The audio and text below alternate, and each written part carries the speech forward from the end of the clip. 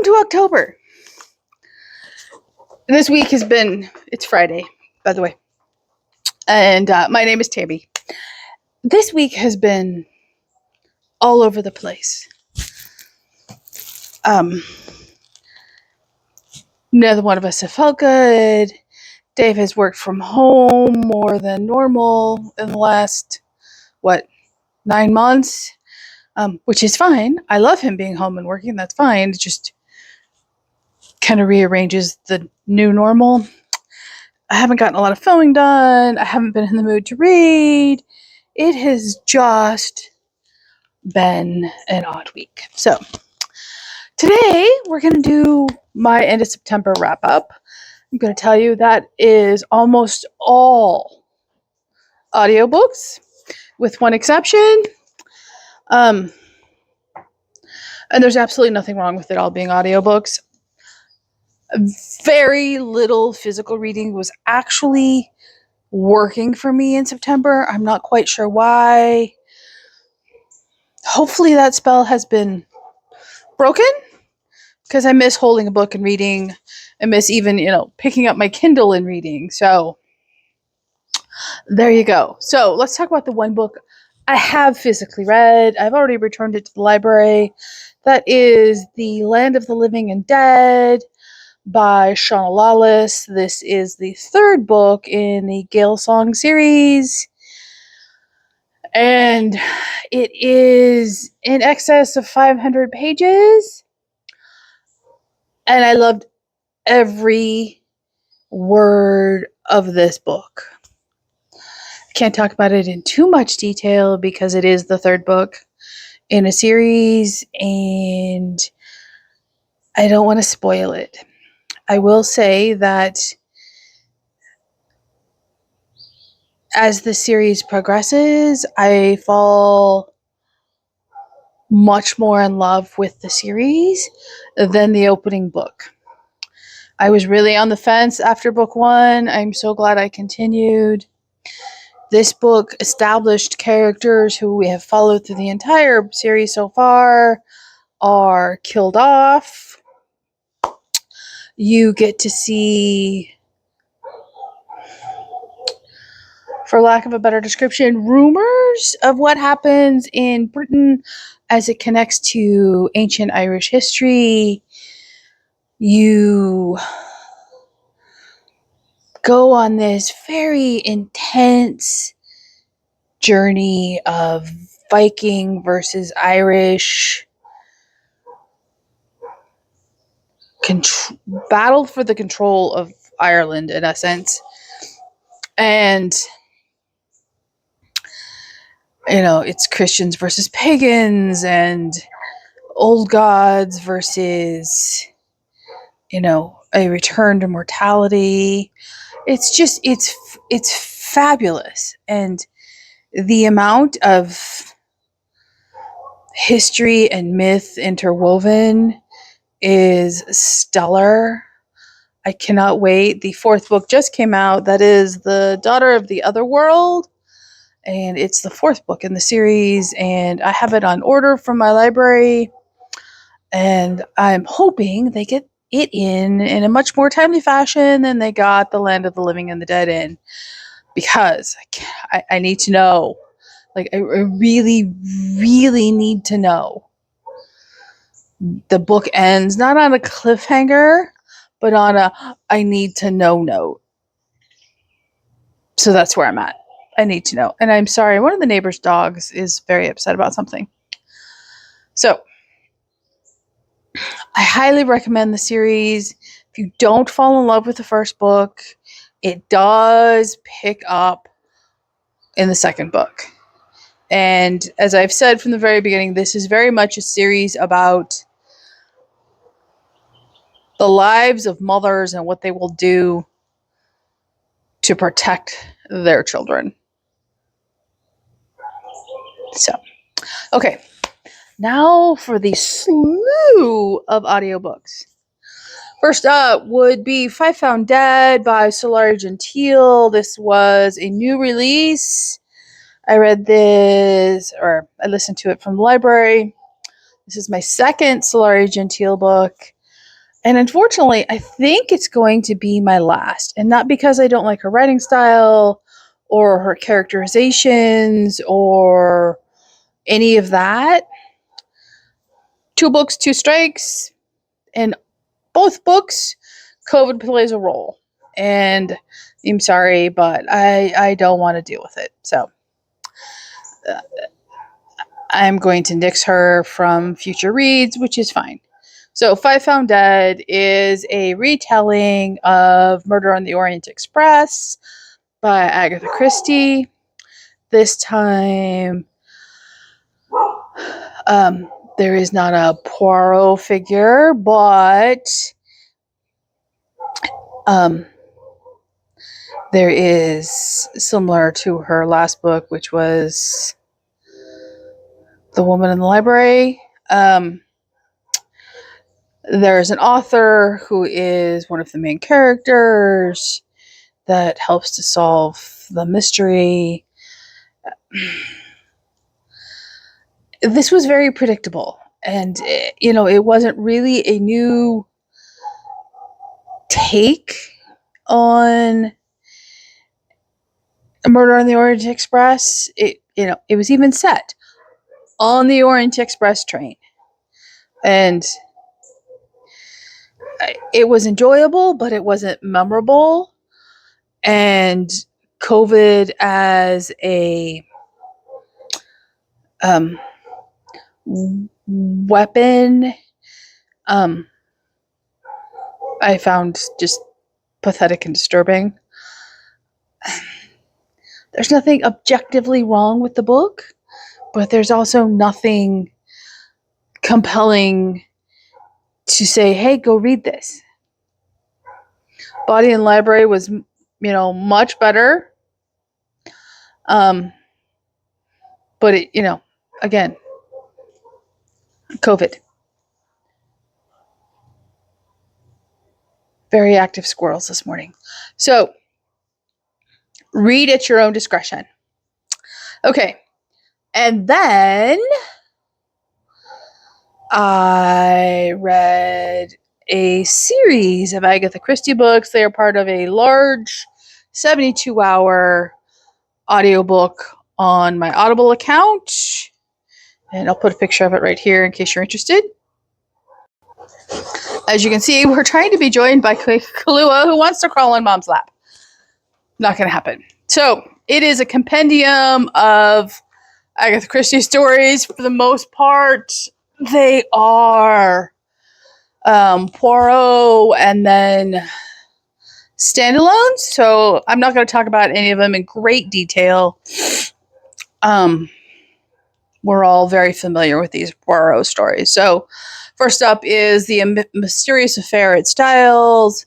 This is the very first Poirot novel, and it has been depicted on big screen and, the BBC series, and we're all familiar with it.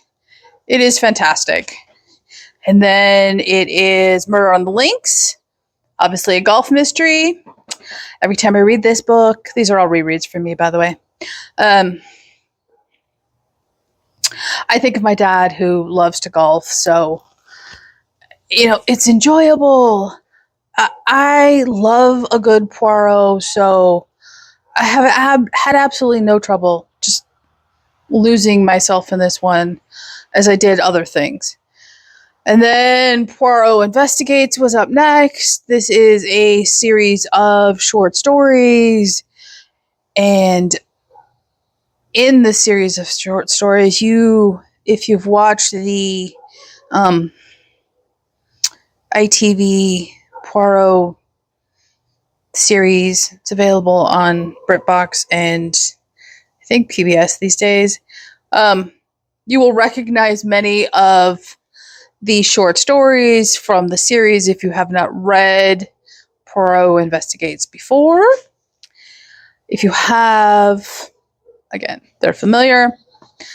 And then you have The Murder of Roger Ackroyd, which is probably, it is my second least favorite Poirot series book of all time. It is highly annoying. I do not like the nameless narrator trope. I do not like The Murder of Roger Ackroyd. It is not my favorite. I listened to it. It's probably the fourth or fifth time I've read this book, and it doesn't get better with age. It doesn't improve. It just still annoys me to no end. So that being said, even though it annoyed me, I still enjoyed it, which says something about her writing. And then my absolute least favorite Poirot book of all time is The Mystery of the Big Four, which is the worldwide conspiracy of, four nefarious individuals to try to take over the world, and Poirot solves it. And I don't like this, in its any screen adaptation. I don't like the book itself. The audiobook was fine. There was nothing unique about the audiobook. It was just, the story bothers me. It has always bothered me. It bothers me more as time goes by, which is surprising. And I will not be rereading this one. It just smacks of conspiracies, and I don't like it. So that wraps up my I'm not through with the compendium of Christie books by any stretch of the imagination. I have something like 40 odd hours left to go in the audiobook. I'm not trying to rush through it. I'm not listening at anything more than, normal speed. So it takes me as long as it takes me. Okay, and the last book I'm going to talk about today, I technically finished on the 1st of October, but we're counting it for September anyway, because I only listened to like an hour in October. So that would be The Ties That Bind by, trust the name on the screen because I cannot remember. This was part of the Read My Life challenge. I have never heard of the author. I've never heard of the book. I knew nothing about it except it was published in 1974, 1977. And thus it fit the Read My Life. I absolutely loved this book. It tells the story of a woman named Edith and how in her mid-80s she ends up in a hospital bed, in handcuffs, arrested for murder. You don't know who she's arrested for murder for. You cannot imagine why an 80-year-old woman has A, landed in handcuffs in a hospital bed, and B, is arrested for murder. The narrator of the book goes back and tells you the story of Edith's life, starting with her parents' marriage in 1895 Nebraska, their move to northeastern Colorado, I believe, and then the birth of Edith, the birth of her little brother, and how life progresses until she's arrested for murder. I loved this. In essence, this is just a family narrative. It tells one woman's story from an outsider's perspective, a lot of which has been told to our narrator from Edith herself, and their, long friendship from the time he was little until he's sitting by her bedside in the hospital. And the hardship she goes through and the sacrifices she makes and her unwavering ability to love. This is a beautiful book. I highly recommend it. I will not hesitate to pick up something else by this author. This was just a family narrative book, and it's what I was in the mood for without even realizing I was in the mood for. And I was able to actually sit down and start to physically read when I finished this book, which is a very encouraging sign. So that is really all I have read for the month of September. It was not even close to what I anticipated. That is okay. So what am I currently reading? I have started The Fortnight in September by R.C. Sheriff. Oh, that hurt. This is, as you know, the book club choice for October. I am on chapter 3 again. I am in love with this book already. This is another family narrative. There is no high emotional stakes. There's not a lot of drama going on. It's just the tale of a family on their summer vacation in September at the seaside in Britain. This is what I need. I am not at all remotely sad that this was chosen. So I am hopefully going to finish that this weekend, and then I will have finished a book club choice. Seeing as I have DNF'd the last 2, maybe the last 3 book club choices, I'm looking forward to finishing one. So there you go. What are you guys reading? Did your September turn out to be better reading-wise than mine?